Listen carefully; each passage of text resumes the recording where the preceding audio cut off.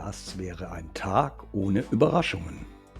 Der Bungalow war leer, es hat stark geregnet und plötzlich stand Wasser unten drin. Ursache: das Dach ist undicht, das Wasser läuft hinter der Holzwand auf den Boden, verteilt sich dort schön. Was bedeutet das? Holzwand schnellstmöglich raus, um zu sehen, wo der Fehler ist, um das Dach auch wieder abdichten zu können. Ja, es ist halt einfach so, wie es immer ist, dass du planst, du denkst, es geht so oder es geht so und am Ende des Tages funktioniert es nicht. Wir haben da hinten mit dieser Bohrhammer-Geschichte jetzt eben festgestellt, dass die in diesem ehemaligen Küchenbereich nicht umsonst 3 verschiedene Höhen haben, weil da ist drunter einfach Fels, ein Teil noch so eine einbetonierte Natursteinmauer, wahrscheinlich noch aus der Zeit von der Doppelgarage. Und so sieht es dann im Übrigen aus, wenn man zwischenrein noch umzieht. Wie geht's dir? Nachdem wir dich rübergeholt haben. Ja, musst du jetzt schlafen, du warst gar nicht mehr gut drauf da oben allein. Let me tell you a story. Am Wochenende waren wir dann auf dem Frankophonie-Konzert. Die Samstagnacht war sehr lang.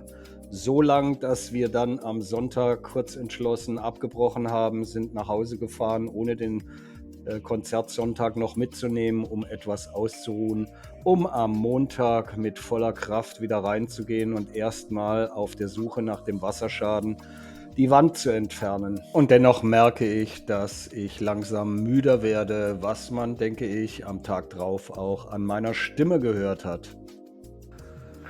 Und man ist froh, wenn man es einfach nur alles hinkriegt. Wir haben jetzt hier alles rausgenommen.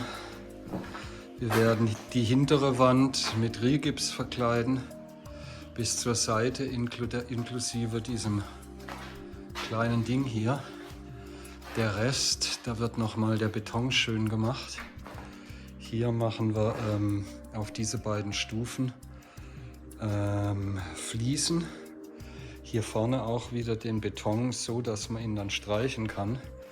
Und ihr seht, wir haben jetzt hier alles weggerissen. Das heißt, wir machen diese Mauer hier bis hier vor. Das heißt, es kommt dann da ungefähr, wo dieses Holzteil ist, ein bisschen weiter rein. Doch, in der Verlängerung, das stimmt sogar. Und dann setzen wir da eine Mauer hin, dann kommen 2 Fenster rein von dieser Seite. Und hier ist dann ungefähr ein halber Meter, der mit Holz zugemacht wird. Und hier machen wir dann eine 3 Meter Fenster, Schiebetür rein mit 3 Elementen. Dieses Dach, das nehmen wir weg, so wie es jetzt ist.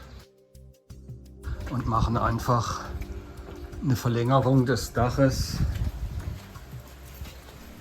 damit es praktisch läuft wie nach unten, und unten da, wo die Regenrinne endet, ist es dann nochmal 60, 70 Zentimeter länger. Und dann können wir das Wasser, das dann da runterfließt, auch mit in die Regenrinne reinmachen und da dann nach unten führen, damit es wegkommt. Und dann ist dieses ganze Gestückel dann auch weg. Janik und ich waren unterwegs in Le Port und haben die ersten Schiebefenster geholt. Die haben jetzt ein ganz anderes Maß, weil das alles nicht so klappt, wie wir uns das vorgestellt haben. Und deshalb haben wir jetzt größere Fenster, die sind 1 Meter breit und 1,15 hoch. Und die kommen in die Seite im neuen Yoga-Studio. Ja, solche Sachen kommen dann halt auch immer noch dazu. Wir haben ja auf der anderen Seite dieser Mauer auch Dusche. Das heißt, wenn ich oben im Haupthaus den Hahn aufdrehe, dann kommt da etwas Wasser, auch wenn wir hinten abgedreht haben. Und auch hier kam Wasser. Es kam auch vorne im Bereich der Küche Wasser raus. Jetzt habe ich oben im Haupthaus den Hahn abgedreht. Und die Konsequenz, dass ich da abgedreht habe, ist, dass wir in der Außenküche oben, wo wir mittlerweile die Waschmaschine hingestellt haben, dann kein Wasser haben. Also insofern müssen wir jetzt auch gucken, dass wir diese Rohre hier hinten dicht machen, damit wir oben wieder öffnen können.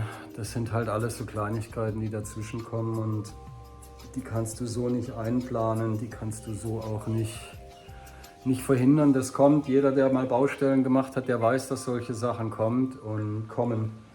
Und insofern, ja, sind es dann immer irgendwelche bösen Überraschungen, sage ich mal. Aber mei, das ist das Leben und ohne Fleiß kein Preis. Und wer nicht wagt, der nicht gewinnt. Und ich kann es nur noch mal sagen, es ist meine Entscheidung. Ich will hier auch nicht jammern. Aber ich will einfach halt damit auch deutlich machen, vor 10, vor 15 Jahren waren das für mich alles überhaupt keine Probleme. Da habe ich den ganzen Tag gebollert. Ich boller auch jetzt den ganzen Tag.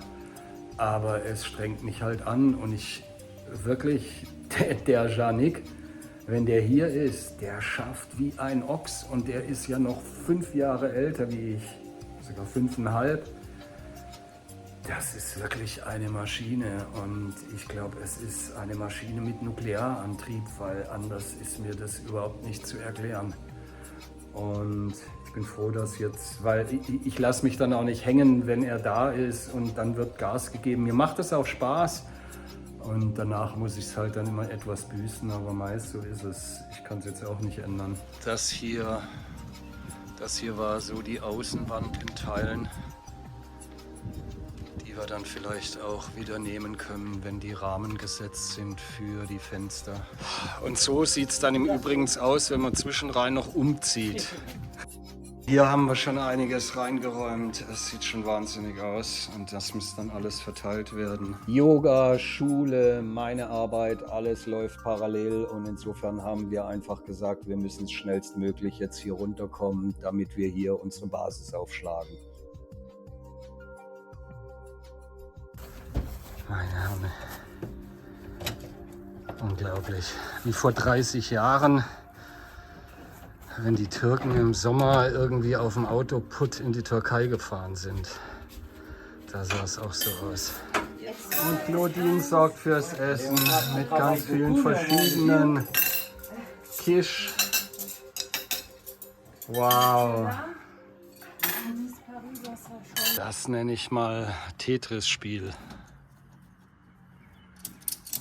Aber irgendwie ist das schon alles hart auf Kante genäht. Ja, das ist jetzt im Wesentlichen der Ertrag aus bestimmt einem Tag komplett Bohrhammer-Einsatz. Den ersten, der ist kaputt gegangen, der vom Janik. Jetzt haben wir einen anderen. Aber es funktioniert so nicht. Was würdet ihr machen? Wegsprengen? Spaß. Wir haben hier Felsen und diese Teile da rauszubringen ist schier gar unmöglich. Ich zeige jetzt mal so den Haufen hier. Das sind solche Natursteinbrocken und das ist einfach ultra brutal. Das ist so hartes Zeug. Und wir hatten ja überlegt, ob wir einfach hier diesen Bereich etwas runtersetzen, um dann auf einer Höhe zu sein mit dem Boden hinten. Aber auch das funktioniert nicht. Ich habe da mal so ein Stück Holz von dieser Unterkonstruktion hier von dem Boden und das sieht man das eigentlich ganz schön. Das ist dann Termitenbefall. Also wir wussten, dass es hier ein bisschen Termiten gibt. Und insofern war das jetzt eigentlich keine Überraschung, aber das führt halt dazu, dass du das einfach nicht mehr nutzen kannst. Das ist komplett fertig und insofern, ich habe jetzt auch versucht, hier das alles rauszuziehen, aber wenn man dann schaut, dass es in Teilen einfach nicht funktioniert, beziehungsweise ein wahnsinniger Aufwand ist, man muss dann immer die Löcher frei machen. Und dann frei blasen und dann rutschen die Torx trotzdem weg. Und insofern ist es ein wahnsinniger Aufwand. Da sieht man es auch mal, dass die dann halt kaputt gehen, auch wenn es gute Edelstahlschrauben sind. Zum Teil flexe ich die dann ab, aber ich lasse es jetzt einfach, weil das ganze Holz hier, Da brauche ich noch mal 2, 3, 4 Stunden. Und jetzt haben wir entschieden, das komplett rauszureißen. Unten ist ein Betonboden, aber der ist natürlich viel zu tief. Und dann ist das mit dem Holz alles so nicht machbar. Also kommt dann jetzt noch da die Betonplatte drauf, die wir dann für den hinteren Bereich, wo die Fliesen sind, angleichen,